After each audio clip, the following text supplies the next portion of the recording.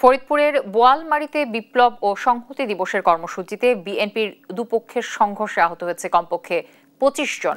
শুক্রবার বিকেলে ৪:৩০টার দিকে উপজেলার ওয়াবদা মোড় এলাকায় এ সংঘর্ষ হয়। এ সময় উপজেলা বিএনপির একাংশের কার্যালয়ে ভাঙচুর সহ আগুন দেওয়া হয়। এছাড়া ১৫টি মোটরসাইকেল ও 10টি দোকান ভাঙচুর ও আগুন দিয়ে জ্বালিয়ে দেওয়া হয়। খবর পেয়ে ফায়ার সার্ভিস কর্মীরা আগুন নেভাতে আসলে বিক্ষুব্ধদের মুখে ফিরে যায়।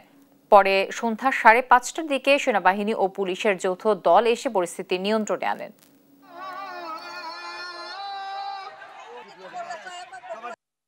রামদাও, কুড়াল এবং বিভিন্ন আগ্নেয়াস্ত্র সহ বিভিন্ন প্রকার অস্ত্র নিয়ে আমাদের আহত করে, আমাদের অফিসকে জ্বালিয়ে দেয় এবং আমাদের চেয়ার টেবিল সব ভাঙচুর করে। আমাদের সাংবাদিক ভাই সহ বিভিন্ন মোটরসাইকেল 30টা মোটরসাইকেল পুড়িয়ে দেয়। আমাদের অফিস ভাঙচুর করে। আমাদের দেশমাতা তিনবার প্রধানমন্ত্রী বেগম খালেদা জিয়ার ছবি ভাঙচুর করে, তারেক রহমান সাহেবের ছবি ভাঙচুর করে, জিয়া রহমান সাহেবের ছবি ভাঙচুর করে। কোটি টাকার ক্ষতি হয়েছে আমার সব মিলে।